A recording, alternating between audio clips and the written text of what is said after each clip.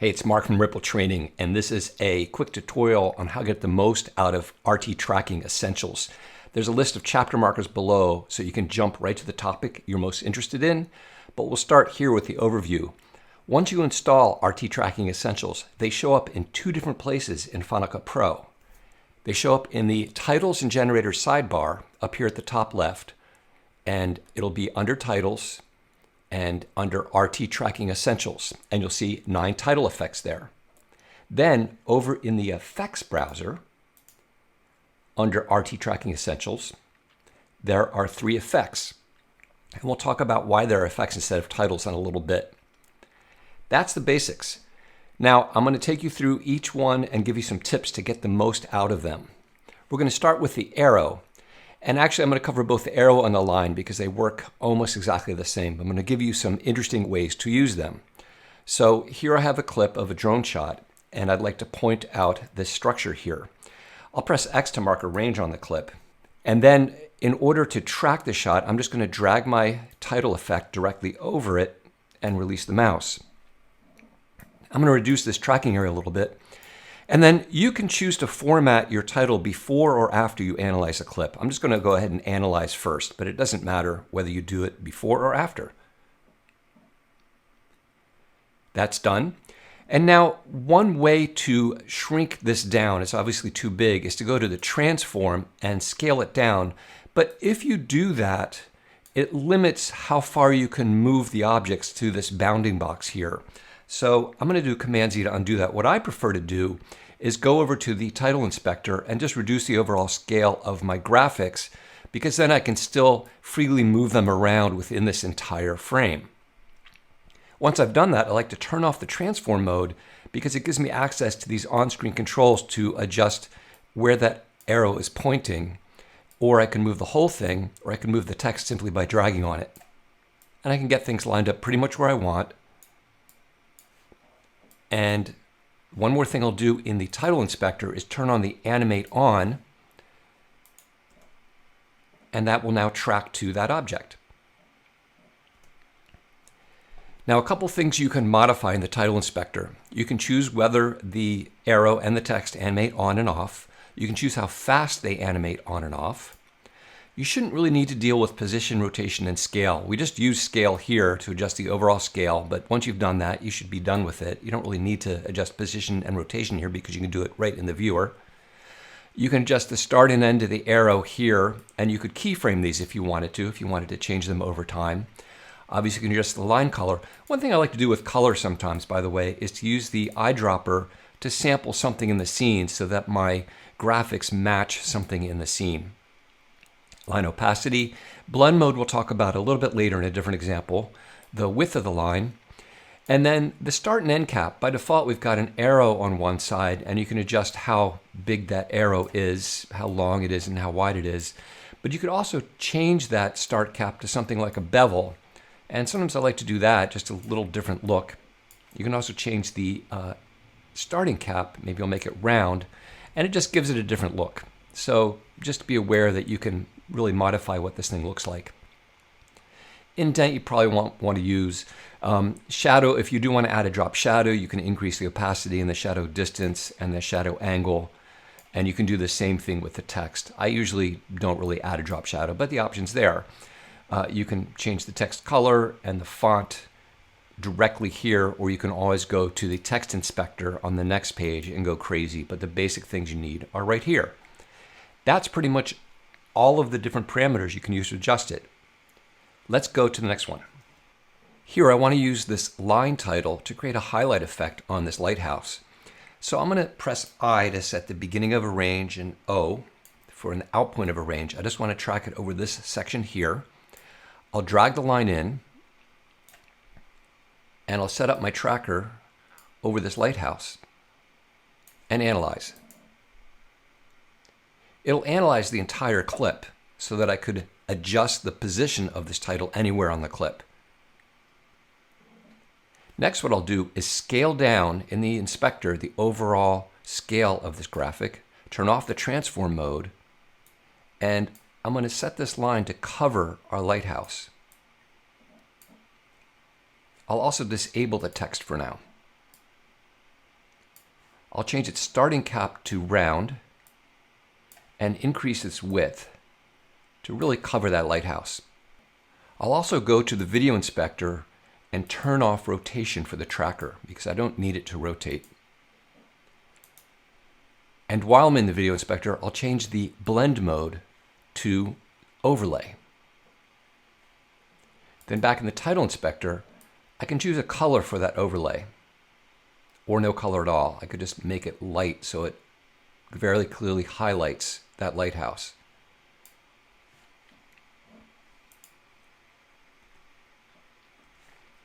I can choose for it to animate in, or I could turn that off and with this title selected, press Command T to add transitions to either side to fade in that highlight.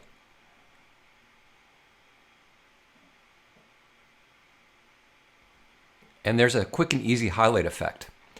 By the way, if you did want to include the text, it gets included in the blend mode, so the text will reflect that blend mode. So if you didn't want that, you could just add another instance of a title in order to add some text to the shot as well. Here's kind of a fun way to use the line. I've got this shot of this couple here. I'll press X to mark a range for the whole clip. I'll drag the line over her face. The tracker identifies her face.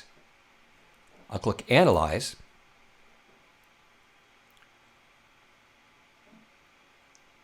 And then I'm not going to scale it down this time. I'm going to go to the title inspector. I'll turn off the text.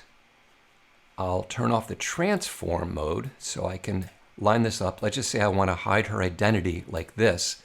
Now the main thing you want to do here is line up the anchor point of our title with the anchor point of the tracker. So I'm going to drag this over so they match up. Hold the Command key down to avoid those dynamic guides. That will make sure that this tracks correctly. Then I'll turn off the transform mode and realign this and increase the width and maybe make it black and turn on the animate in. Actually, I'll keep that off so that she's hidden the whole time. And now we just have a fun kind of hidden identity look. The rectangle and the circle work almost exactly the same way. So I'll use the rectangle as the example. I'll press an X for this clip we tracked before. With the rectangle selected, press Q for Connect Edit. And since we already have tracking data, I'll select the Transform tool and apply that existing tracking data. Once again, rather than scale down this entire transform here, I'll undo that. I'm going to scale all in the inspector so that I can still move this object around anywhere within the entire frame. And I can move the text independently. I'll move it over here, move the text over here. And then in the title inspector, you can choose whether it animates on and off, animation speed, just like we saw with the lines and the arrows. You can adjust the curvature of this rectangle, and if you go all the way to the left, it's got hard edges, and all the way to the right, you've got a circle. So pretty much does what the circle one does with a little bit more flexibility. I'll give it hard edges. You can adjust the width and the height here, which won't affect the thickness of the lines, which is really great. Obviously, line color, fill opacity. I'll get to that in a second. And then some options for extruding or shadow and text controls. Same thing we've seen before. So one way to use this is to track it this way. I will mention the way the tracker works. If we go to the video inspector and we add scale, just as a fact of how the tracker works, when you do that, the tracker will adjust the scale of this in a non-proportional way, and you'll need to readjust it manually to try to get it back to something that looks correct.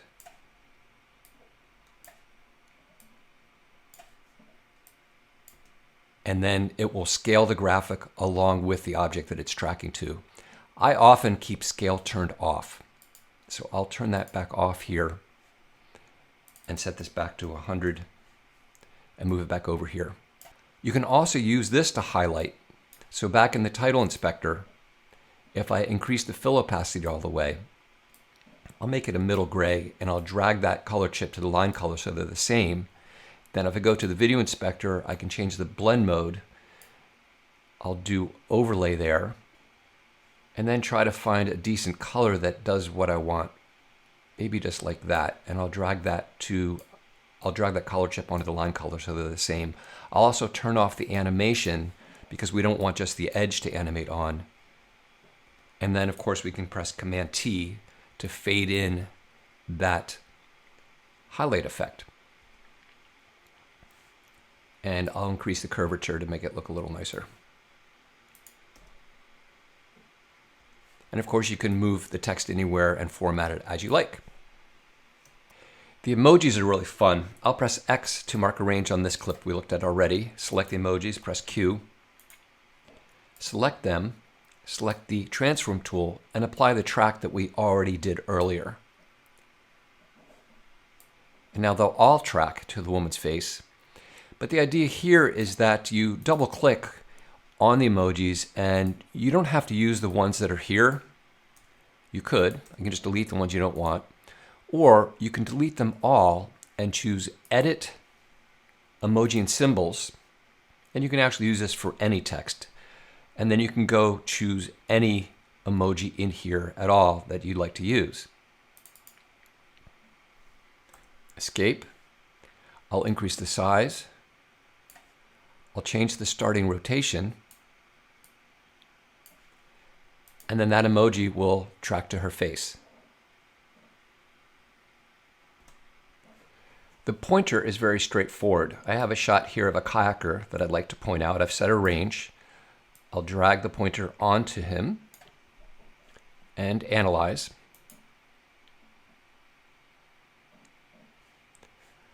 I'll again use the inspector to scale down the overall pointer. I'll change the outline to black and the interior to white. Rotate it around. And very quickly we have a simple pointer effect. The text box is exactly that, a simple text box. I'll connect it to this clip. And by default, it curls on and off like a page curl. In the title inspector, I'll reduce its overall size, turn off the transform tool, and then change its position. When you move the text, the box moves with it. Any text you type in here will automatically change the size of the box.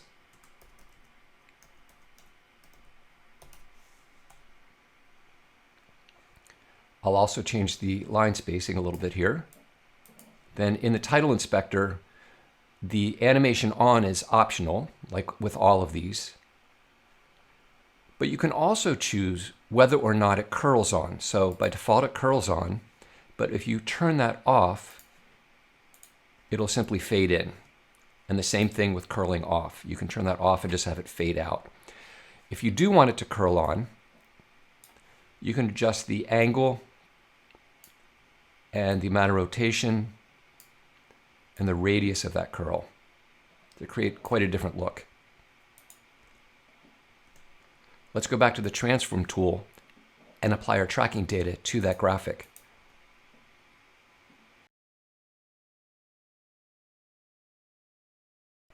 The Shapes title has a lot of options. I'll press Q to connect it to this clip here.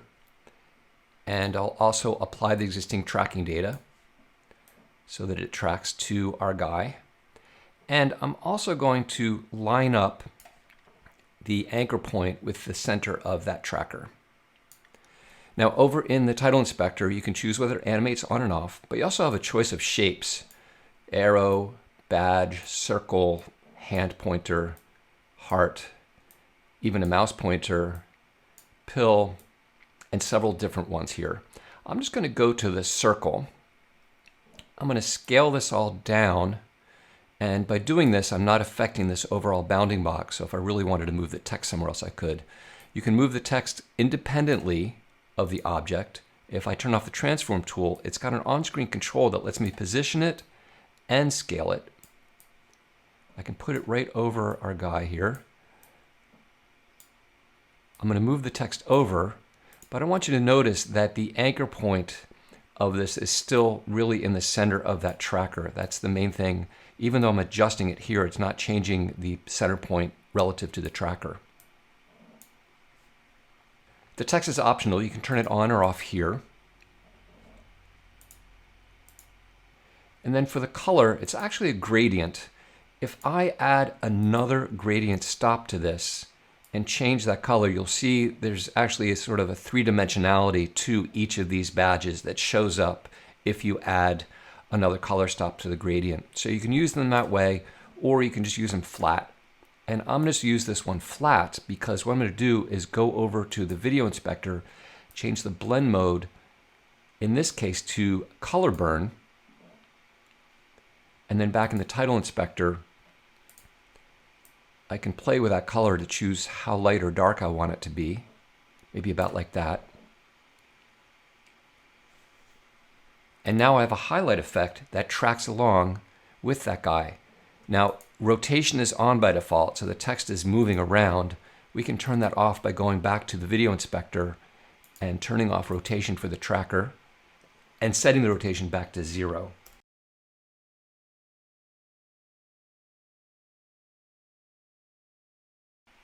The last one in the titles is the Think and Talk title. I'll connect it to this same clip.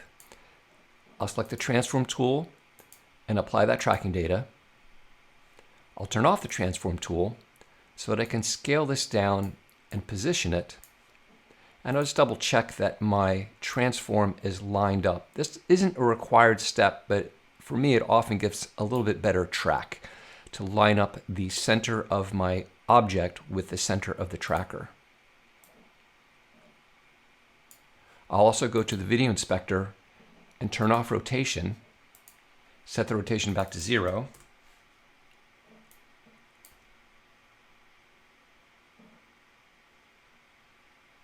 And we've got a little talk bubble. Just like the other ones, you can move the text independently. You can turn off the text. And you've also got the option to change this to a rectangle shape or a think balloon. Reposition it, and you can adjust the text size directly in the title inspector.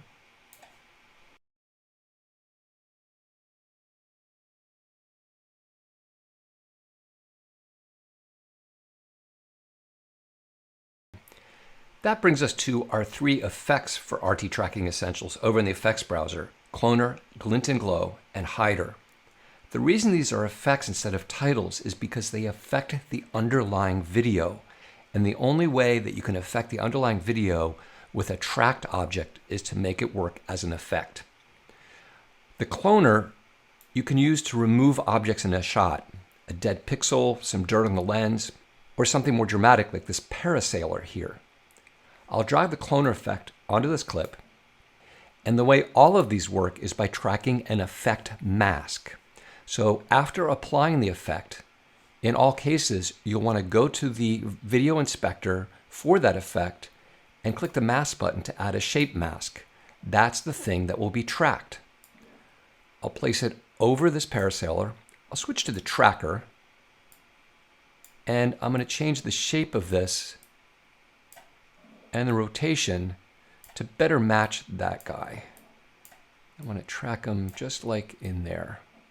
And I'll analyze.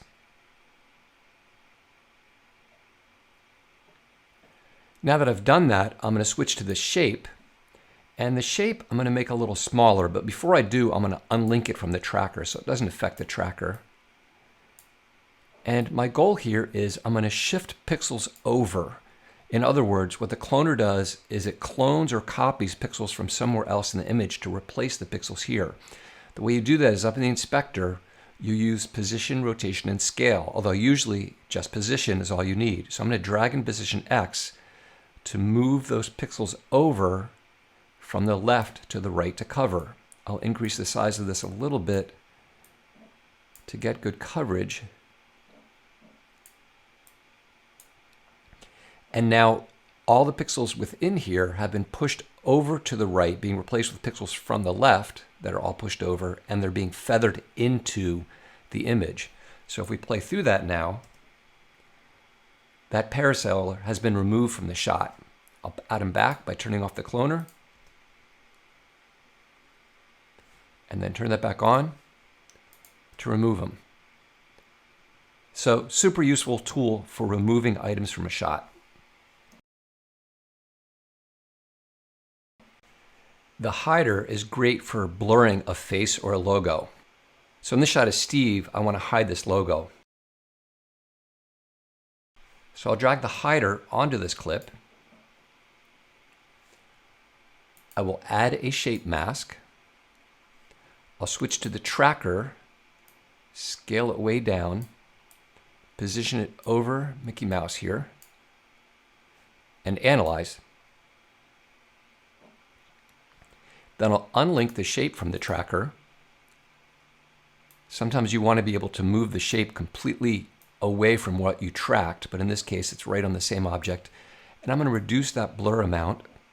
I'll also turn off the visibility of the on-screen control so we can see exactly what we're doing. You can choose to blur or pixelate. And if you pixelate, you can adjust the scale of that pixelization. In this case, I like the blur look. And we can blur it just so it is unidentifiable, and now that will track to the shot. Finally, Glint and Glow adds trackable glints and glows to a scene. It works best when there are some bright areas in an otherwise much darker scene like this one. So I'll drag it on, and you can see it immediately affects everything. And if you want it to look more like a glow than having these streaks here, you can reduce the glint size all the way down and increase the glow amount. But I'll keep that up for now because I want to show you by adding a shape mask, and I'm going to track it just to this guy here. This is the only one I want to see doing this. I'll switch to the tracker. Actually make the tracker a little small to make sure it's tracking just that guy. Analyze. Switch to the shape, and now I can expand that shape to get the amount of glow that I want. I don't want to have it affecting this other one here. And if I play that back, it's just affecting that one object. So very easy to track this to separate objects, and then you've got a lot of options on the glint, the number of streaks in different angles, how soft they are, the glow amount, the overall intensity. You can tint it by increasing the tint amount and changing the tint color. Increase the size. The exposure has the biggest impact on the glow amount.